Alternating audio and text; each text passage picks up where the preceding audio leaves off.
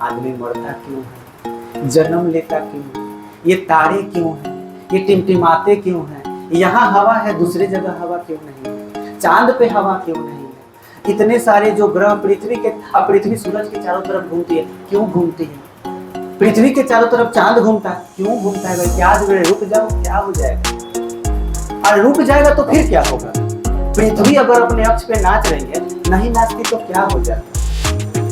बहुत सारे प्रश्न हैं, इन सभी प्रश्नों का जवाब हमें ढूंढना है, तो वो भी क्या है, भौतिकी। भौतिकी है क्या, भौतिकी प्रकृति के बारे में जानना सबसे पहला काम। जो व्यक्ति फिजिक्स पढ़ता है उसके अंदर दो गुण जरूर होना चाहिए। पहला गुण इमेजिनेशन की क्षमता, कल्पना करने की क्षमता आपके अंदर विकसित होनी चाहिए। दूसरा गुण क्या होना चाहिए कि यहाँ से जब हम घर जाएंगे तो घर जब जाते हैं तो रास्ते में चाहे कहीं भी कुछ भी ऐसा चीज़ जब हम देखते हैं तो बस देखते हैं तो देखने भर ही रह जाता है। हम उसके बारे में, अब जैसे न्यूटन के बारे में सोचो कि न्यूटन सेब के पेड़ के नीचे बैठा था तो सेब गिरा, क्या उससे पहले सेब किसी के सर पर या बगल में नहीं गिरा होगा, या अभी नहीं गिरता है। लेकिन हम में और न्यूटन में फर्क क्या था, सेब जब गिरा तो उसके मन में एक ख्याल आया कि ये नीचे ही क्यों गिरा, ऊपर क्यों नहीं गिरा। तो उसने मन में ये जो ख्याल लाया, उसके मन में एक सवाल उत्पन्न हुआ ना कि क्यों ऐसा, क्यों नीचे ही क्यों, ऊपर क्यों नहीं। तो दो चीज़ें आपके अंदर होने चाहिए। पहला, इमेजिनेशन करने आना चाहिए जब इमेजिनेशन की बात हो, और दूसरा आपके अंदर ये क्षमता होनी चाहिए कि जब यहाँ से आप जाए चीज़ों को देखें, एब्जॉर्ब करें। जैसे पंखा चल रहा है, यार अंदर ऐसा क्या हो रहा है, तो दिमाग में हमारा बस यही जा रहा है कि वो करंट है, लाइन है तो नाचेगा, लाइन नहीं है तो नहीं नाचेगा। इतना ही तक हम सोच पा रहे हैं। थोड़ा और डीप में सोचना होगा कि ऐसा क्यों होता है। ये चीज़ जैसे जैसे आप सोचिएगा और जैसे जैसे यहाँ पढ़िएगा, आपको धीरे धीरे सब कुछ चीज़ें क्लियर होती चली जाएगी। चलिए तो हम लोग आगे बढ़ते हैं, शुरू करते हैं भौतिक जगत, जिसमें हमारा सबसे पहला प्रश्न ये है कि भौतिकी क्या है। तो आपको या हमें, पूरी दुनिया को जिसने भी बनाया है उसमें कई तरह के नियम बनाए। इतना ना ज़्यादा नियम है कि आज भी हम उस नियम की तलाश कर रहे हैं। बहुत सारे नियम। अब क्या क्या नियम है उदाहरण के रूप में लेते हैं। जैसे हम लोग जिंदा हैं, किसकी ऊर्जा के बदौलत।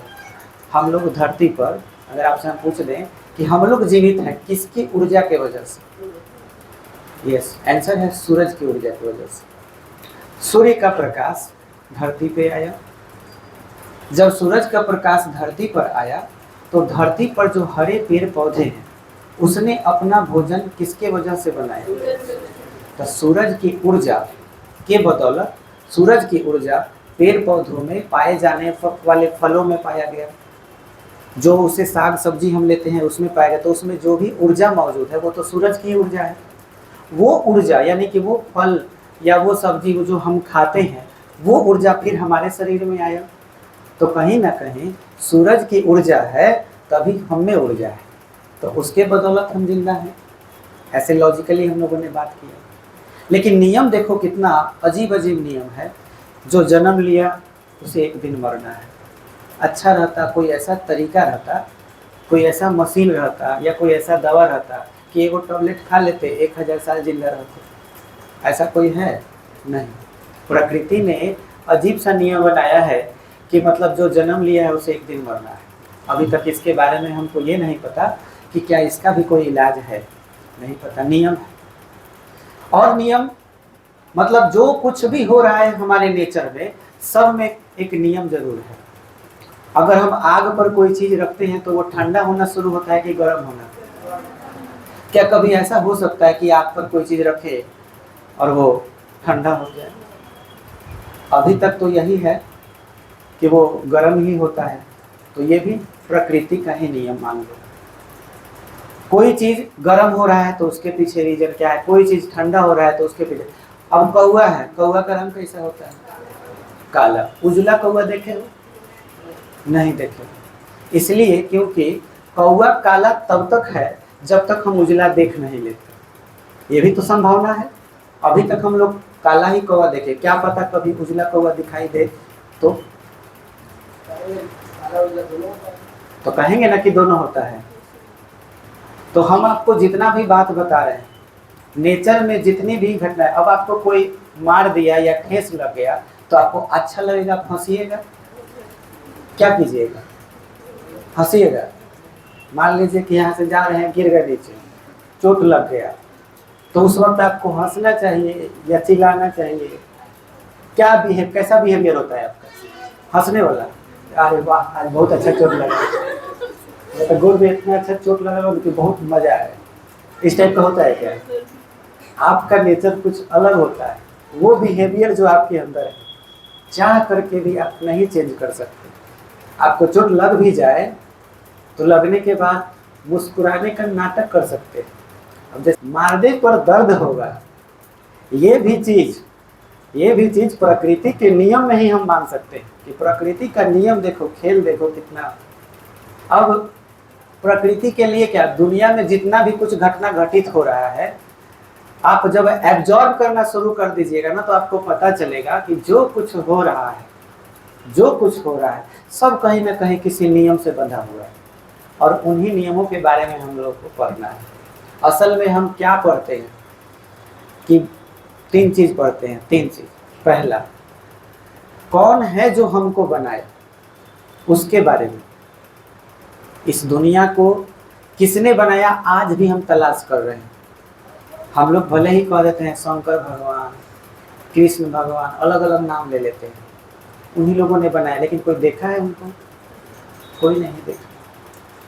तो उनके बारे में भी जानना, अब वो है कि नहीं है हमको नहीं पता, लेकिन ये जानना कि किसने इसको बनाया, ये जानना भी भौतिकी है।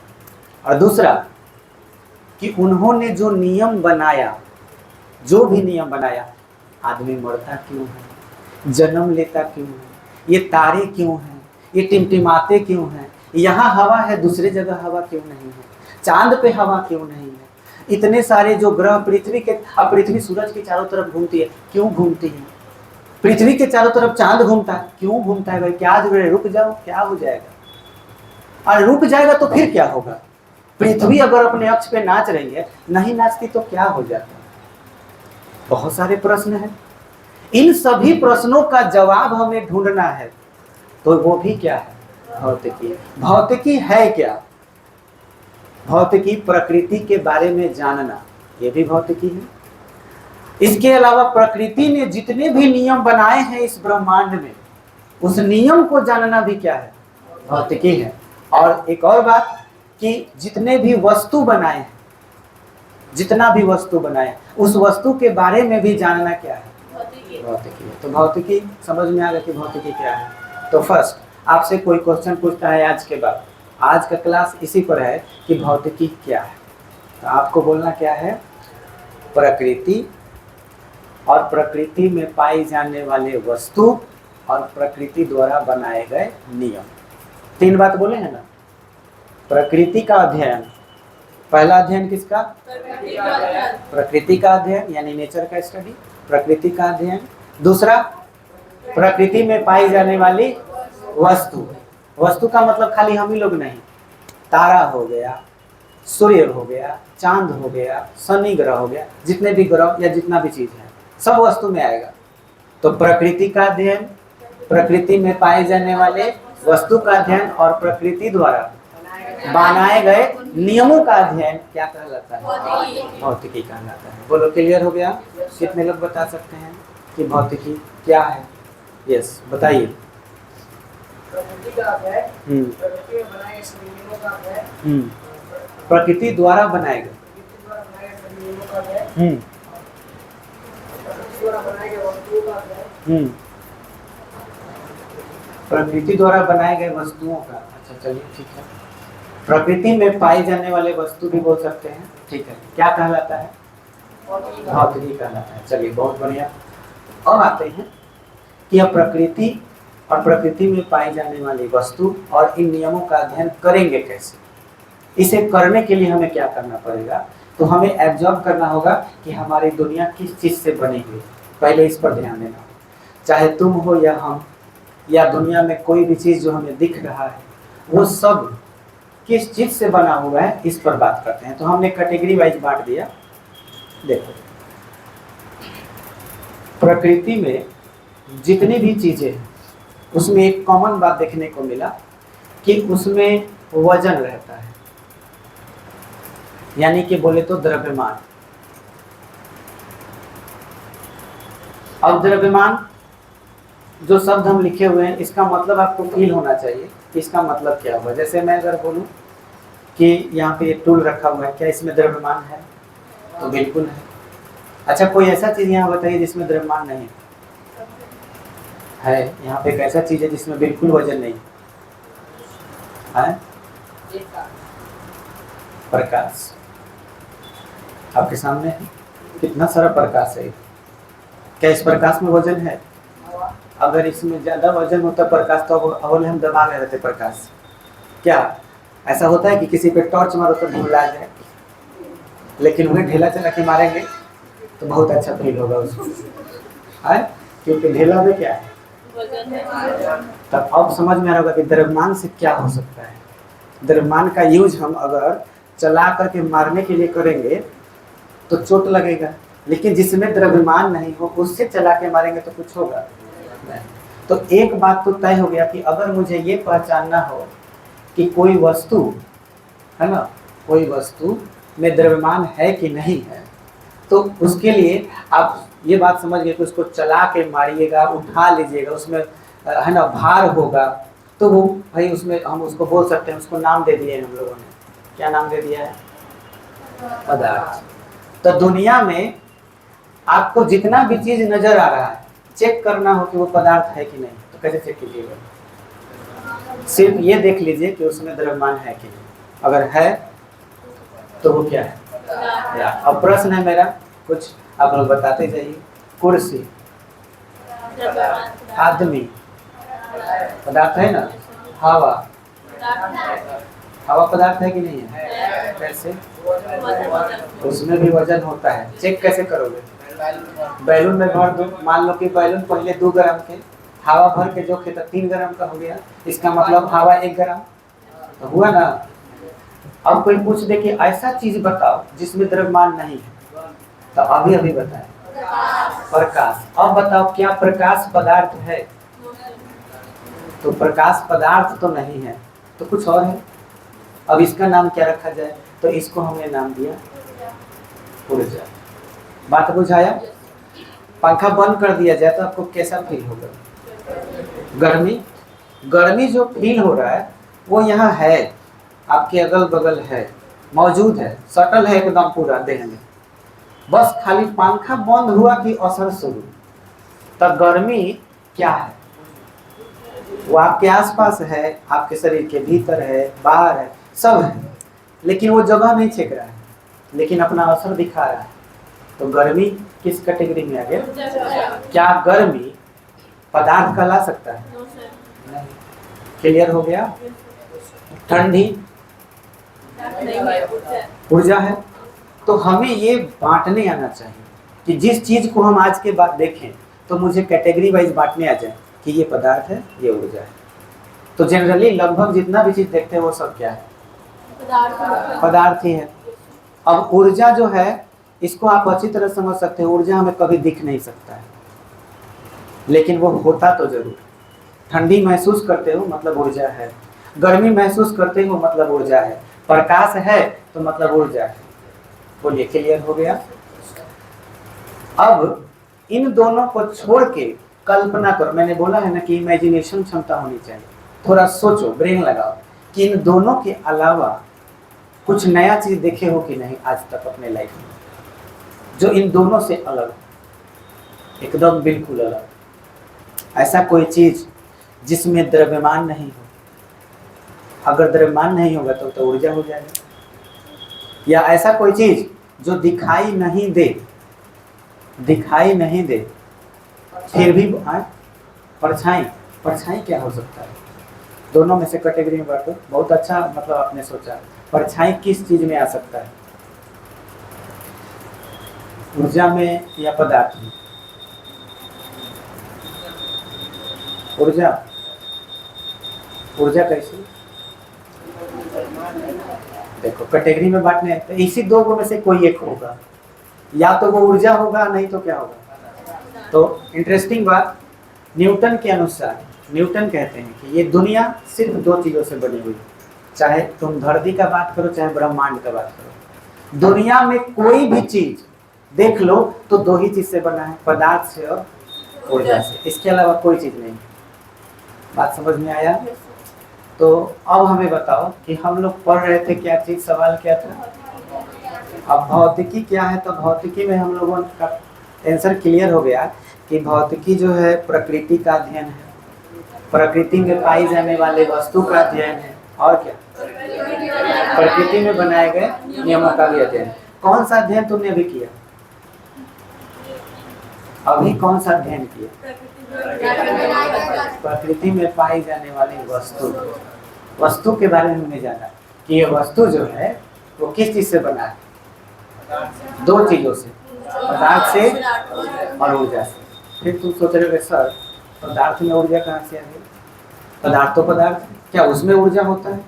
बिल्कुल हो सकता है। अगर किसी चीज को छू और तुम्हें ऐसा फील हो कि वो ठंडा है, इसका मतलब उसमें ऊर्जा था या हमें ऊर्जा था।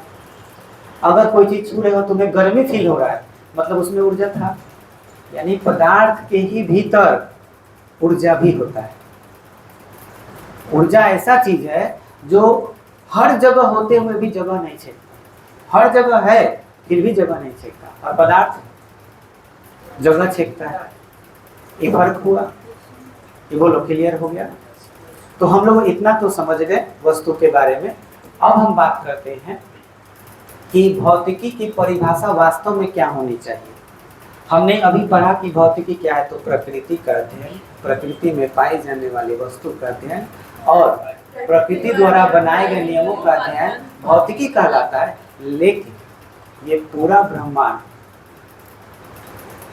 ब्रह्मांड पदार्थ और ऊर्जा से बना है, इसीलिए पदार्थ का अध्ययन, ऊर्जा का अध्ययन और इनके बीच की पारस्परिक क्रियाओं का अध्ययन क्या कहलाता है? भौतिकी कहलाता है। तो अब जाके भौतिकी का पूरा डिफिनेशन क्लियर हुआ। भौतिकी क्या है?